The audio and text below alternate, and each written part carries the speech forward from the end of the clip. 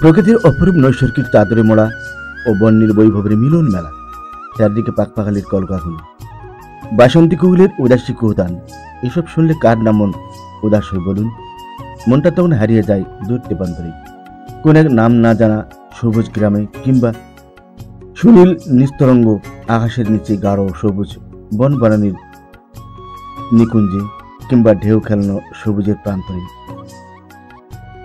চারিপাশে ছোট্ট গ্রাম, লোকালয়, একেবারে স্বপ্ন সম।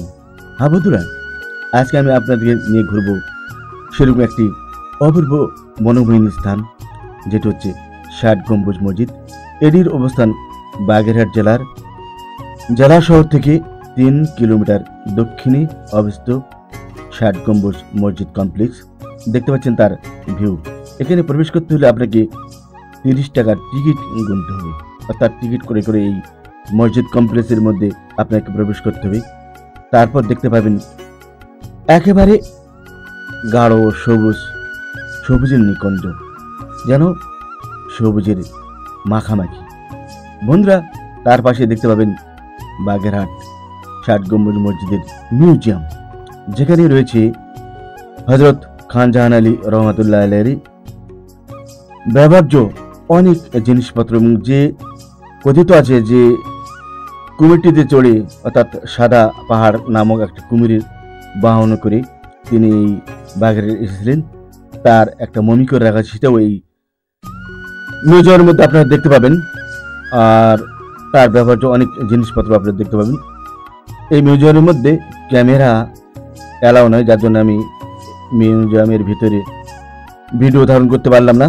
তো আপনাদের কিছু স্টিল চিত্র আমি দেখাচ্ছি। দেখতে পাচ্ছেন যে সাদা পাহাড়ের ভিউ এবং ব্যবহার্য বিভিন্ন বাসন কোসন, মাটির বাসন কোসন দেখতে পাচ্ছেন আপনারা। এরকম এই মিউজিয়ামের মধ্যে এগুলি রয়েছে, যেটা আপনি দেখতে পারবেন এখানে আসলে, যেগুলি সুন্দর একটা ভিউ। বন্ধুরা, ৬০ গম্বুজ মসজিদ বাংলাদেশের বাগেরহাট জেলার দক্ষিণ পশ্চিমে অবস্থিত একটি প্রাচীন মসজিদ। মসজিদটির গায়ে কোনো শিলালিপি নেই, তাই এটি কে বা কখন নির্মাণ করেছিলেন সে সম্পর্কে কোনো কিছু জানা যায় না।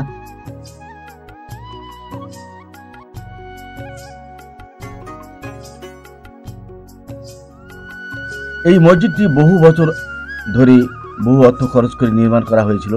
পাথরগুলো আনা হয়েছিল রাজমহল থেকে। এটি বাংলাদেশের ৩টি বিশ্ব ঐতিহ্যবাহী স্থানের মধ্যে অন্যতম একটি স্থান হচ্ছে এই বাগেরহাট ৬০ গম্বুজ মসজিদ।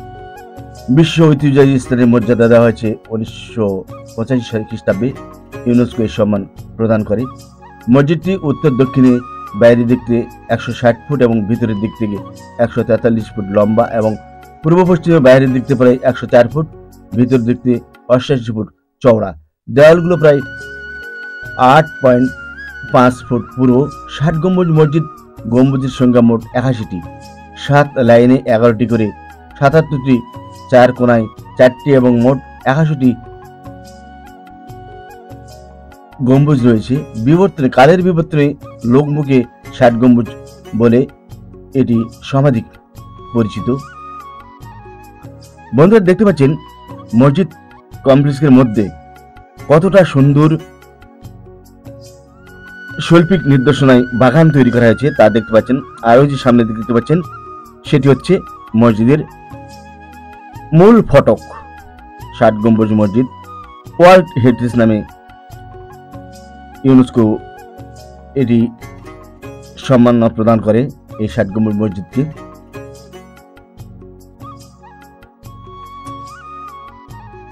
প্রিয় দর্শক, এই ৬০ গম্বুজ মসজিদের পশ্চিম পাশে রয়েছে ঘোড়াডিঘি।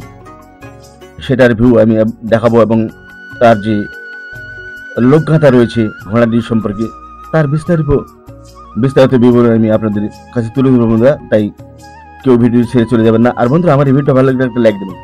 সেই সাথে বন্ধুরা, আমার এই অভিনব ইউটিউব চ্যানেলটাকে সাবস্ক্রাইব দিয়ে বেল বাটন বাজিয়ে অল প্রেস করে সাথেই থাকুন আর দেখতে থাকুন ৬০ গম্বুজ মসজিদ, বাগেরহাট জেলা।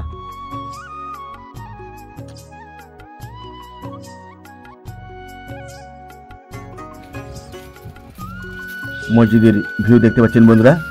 ষাট গম্বুজ মসজিদের ভিউ। কোনার মেহরাব দেখতে পাচ্ছেন।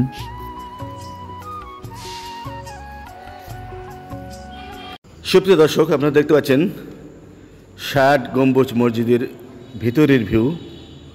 এই যে একগুলি রয়েছে, পিলারগুলি রয়েছে, সেই আগের প্রকৃতি, আগের যেভাবে নির্মাণ করা হয়েছিল, আগের যে নির্মাণ শৈলী, সেগুলি এখনও রয়েছে। এখানে নতুন করে কোনো কাজ করা হয়নি।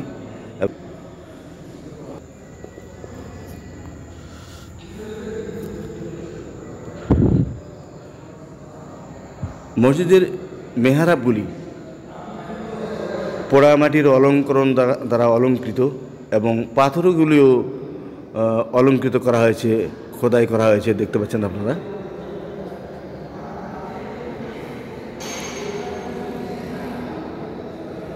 আর সব পিলারগুলি এরকম পাথর দিয়ে সাজানো, অর্থাৎ রড সিমেন্টের কোনো কাজ এখানে নেই, দেখতে পাচ্ছেন আপনারা।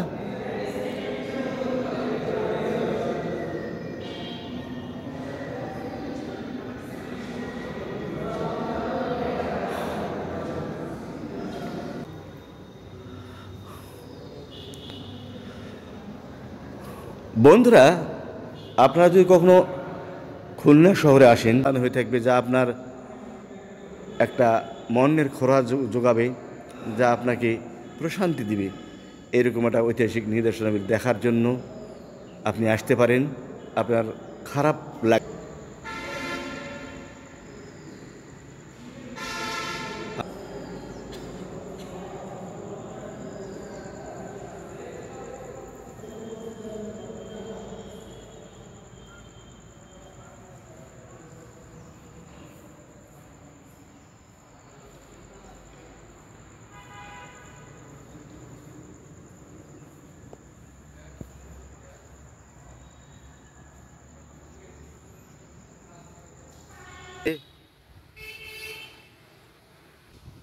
উনিশশো 13 খ্রিস্টাব্দে, অর্থাৎ 100 বছর পার হয়ে গিয়ে আজকে।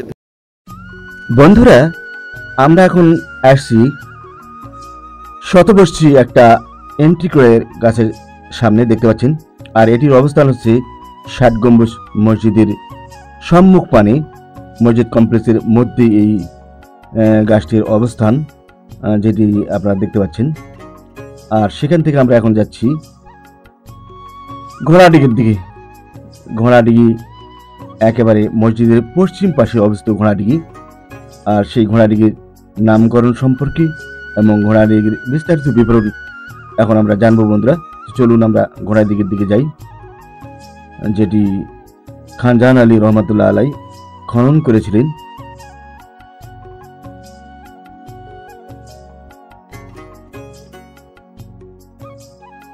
প্রিয় দর্শক, আমরা আসছি ঘোড়াডিগির একেবারে সম্মুখে।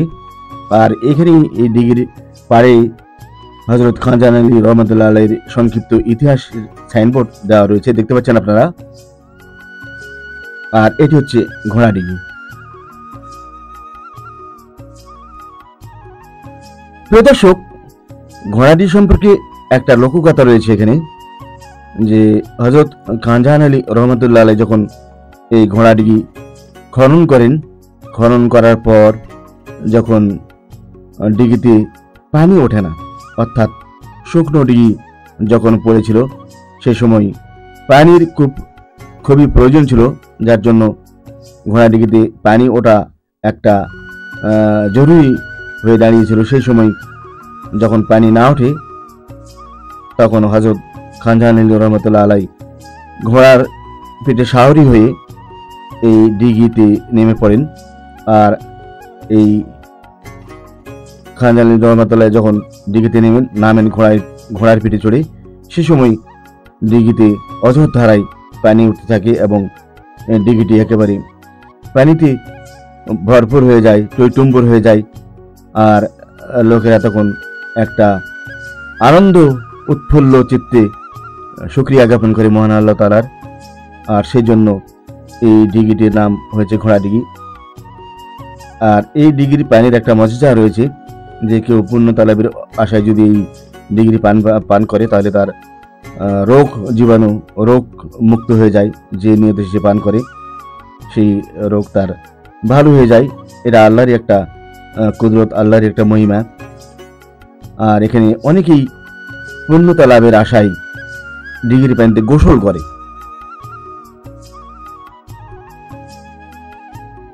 আর এই ডিগ্রির পাশ থেকে দেখতে পাচ্ছেন আপনারা ৬০ গম্বুজ মসজিদের ভিউ।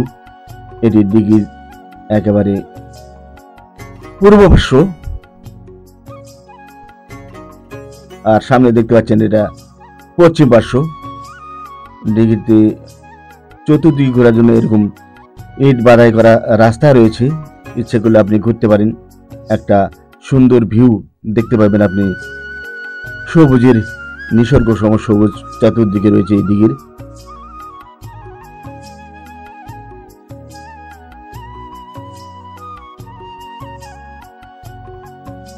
অপূর্ব সুন্দর লাগছে এই স্থাপনার সামনে এই দিঘিটি। ৬০ গম্বুজ মসজিদের পশ্চিমে এই দিঘিটির ভিউ আপনাকে মুগ্ধ করবে।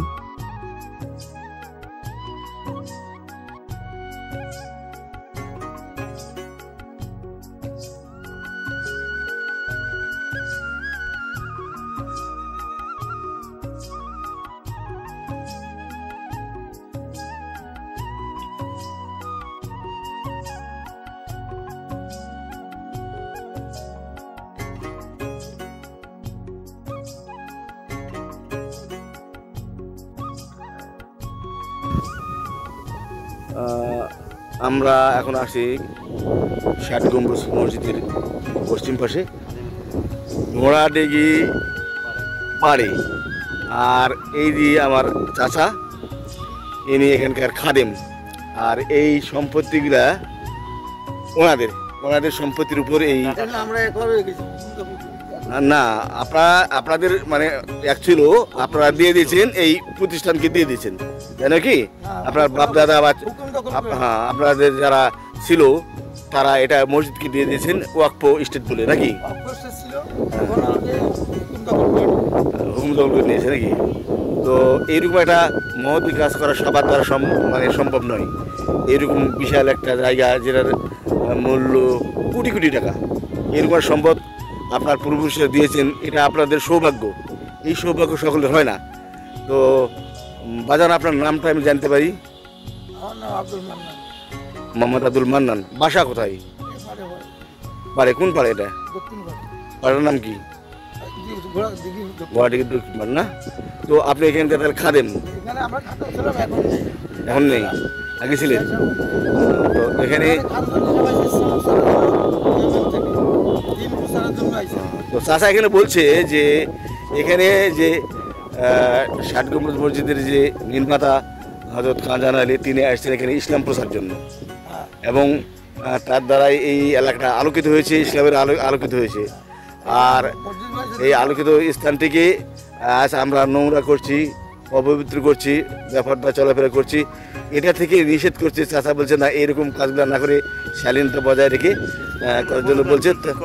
আর আপনি আর কিছু বলতে পারেন?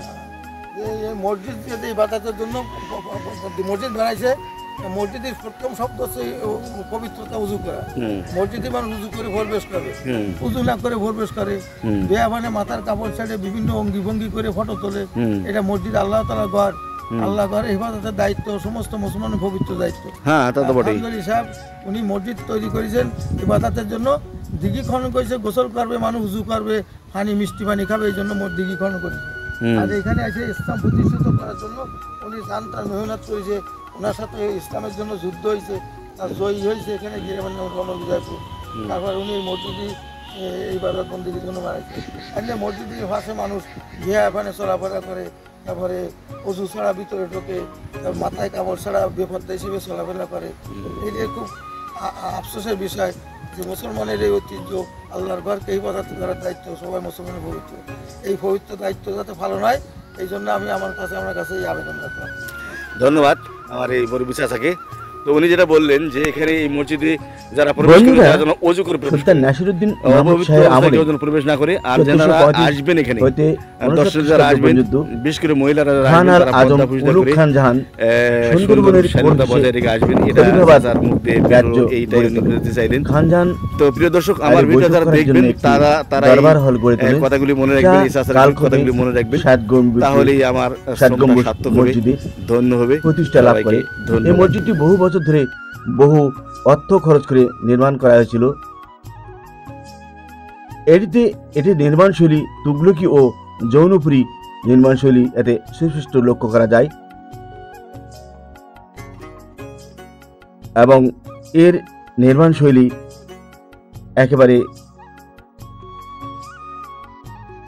সেই মোগল আমলের স্মৃতিকেই বহন করে, স্মৃতিকেই মনে করিয়ে দেয় এই মসজিদের নির্মাণশৈলী। এখানে শুধু চুন সুরকির দ্বারা কাজ করা হয়েছে, খুব সুন্দর এবং আকর্ষণীয় করে গড়ে তোলা হয়েছে। বন্ধুরা, আবারও শেষ বেলায় বিদায় বেলায় মনে করে দিতে চাই, যারা আমার চ্যানেলটি সাবস্ক্রাইব দিয়েছেন তাদের জন্য রইল নিরন্তর ভালোবাসা। আর যারা সাবস্ক্রাইব দেননি তাদেরকে ঝটপট সাবস্ক্রাইব দিয়ে সাথেই থাকুন এবং দেখতে থাকুন। আর এরকম ভিডিও আর দেখতে হলে অবশ্যই একটা সাবস্ক্রাইব দিয়ে বেল বাটন বাজিয়ে অল প্রেস করে সাথেই থাকুন। বন্ধুরা, সবাইকে ধন্যবাদ, ভালো থাকবেন।